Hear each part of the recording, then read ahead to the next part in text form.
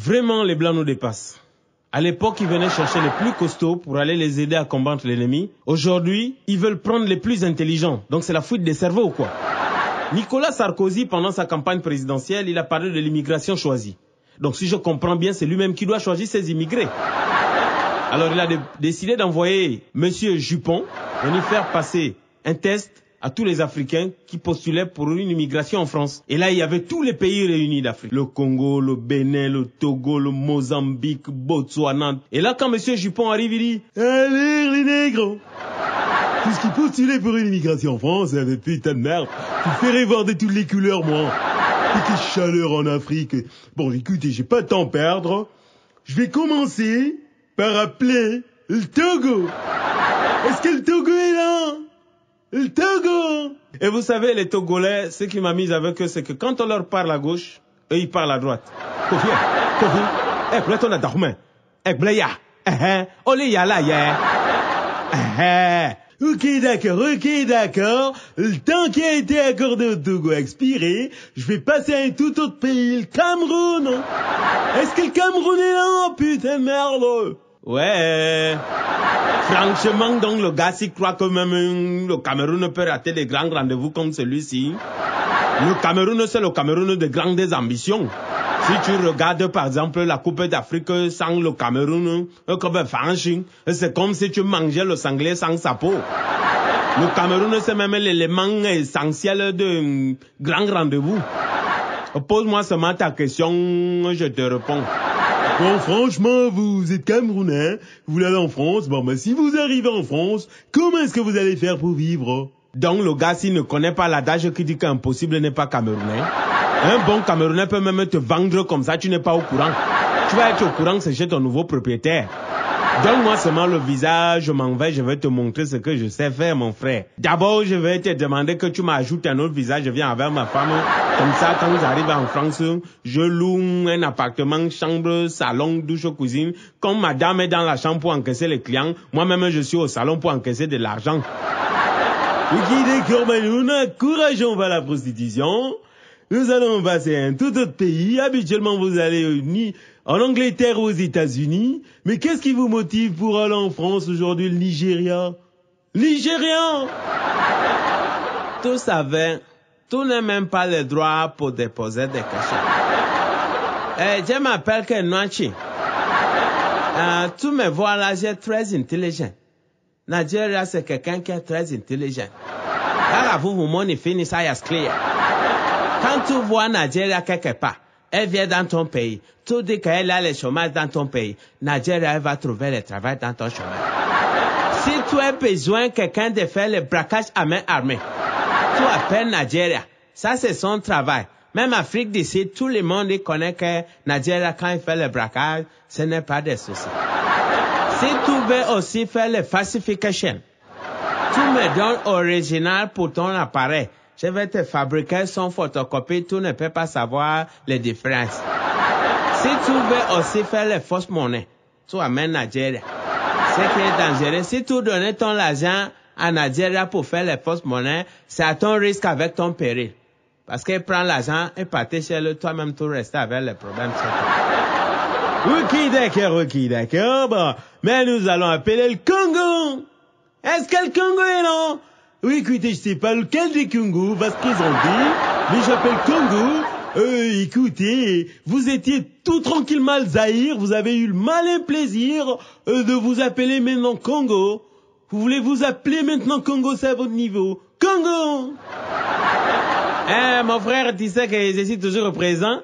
Ça m'appelle que Larisco Francesco Totti. Je suis le grand sapeur de tous les deux Congos, Kinshasa avec Brazzaville. Bon, maintenant, si tu veux savoir ce que je peux faire en France, je peux faire beaucoup de travail. Les Congolais, d'abord, c'est les grands pasteurs. On croit beaucoup en Dieu, on peut ouvrir les églises éveillées en France. On peut sauver beaucoup des esprits, parce que vraiment, c'est notre travail. Un Congolais aussi, c'est un grand mannequin, c'est un grand artiste, et c'est santé. Mais les Congolais aussi, je peux vous faire beaucoup de choses. Je peux vous amener, par exemple, les produits.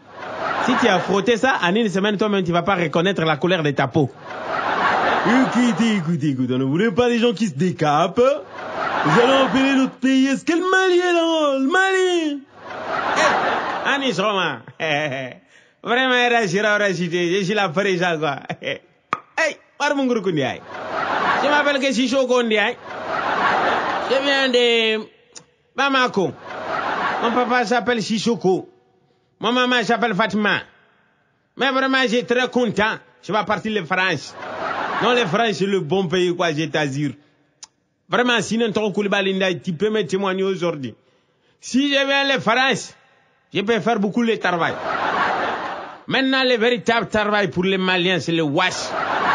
Si tu as le wash malien, tu es dans la sécurité totale. Parce que quand tu as donné l'ordre à un Malien, il va respecter du début jusqu'à la fin. Si tu dis, par exemple, Sissoko, et dit, oui, patron, là que je sors, personne ne va rentrer ici. Je dis, oui, patron, c'est comprendre.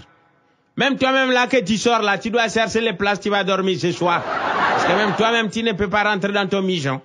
Ok, d'accord. Bah, écoutez, je sais tout ce que vous pouvez faire, mais comment est-ce que vous allez faire pour vivre en France? C'est très dur en France, hein? Ça, c'est le petit problème. Je connais qui est en France. J'ai Demba qui est en France. J'ai Diarra qui est en France. Cheidou, c'est en France. Les Maliens vivent en société. Pour les mijons, faut pas que tu vas compliquer. Les Maliens, c'est un seul qui loue les chambres, c'est 20, il va dormir dedans. Donc, faut pas que tu vas discuter pour ça, quoi. Même pour les nourritures, nous, on mange dans les cuvettes. Association de bouffe des cadeaux.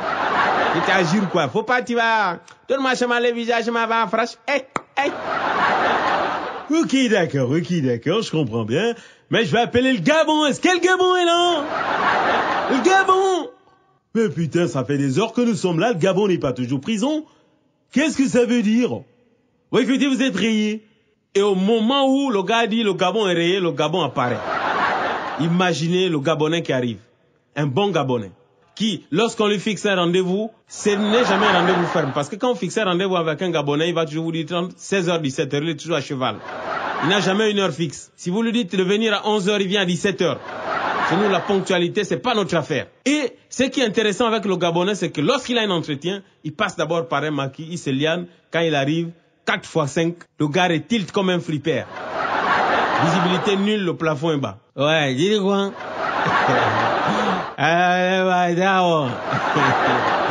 Eh, mon frère, donne-moi le visage pas en France, je suis fatigué. Tu dis quoi? Non, regarde, moi j'ai veillé la nuit, j'ai bu à Masangaba, j'ai bu au Zénith, à je me vois là, le plafond est bas, visibilité nulle, et tu vois même pas quoi. Tu dis quoi? Non, regarde, attends, d'abord je vais me soulager, attends, je me soulage d'abord. Ah oui, parce qu'un bon Gabonais qui est bourré doit se soulager. Si vous avez commis l'erreur de construire votre maison en bordure de route et qu'il y a un bar à côté, à chaque fois les Gabonais vont vous refaire la peinture. Bah, dis quoi? Toi, tu connais mon président?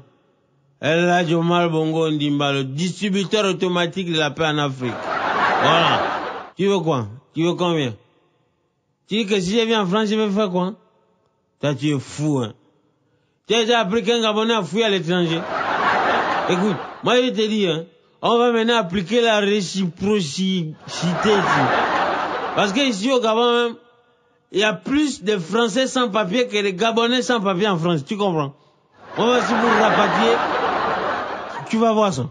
Hein? Il peut te gifler comme ça. Hein? Tu dis quoi? Ah, écoute, nous on ne fouille pas en France, on ne peut pas fouiller dans un pays. On nous a mis dans la bouteille, on peut aller aux États-Unis, on revient toujours chez nous. Et attends, vous n'avez pas en France, je suis fatigué. Tu dis quoi? Que si je viens en France, je vais chercher au travail. Toi, tu as fumé le chanvre, quoi.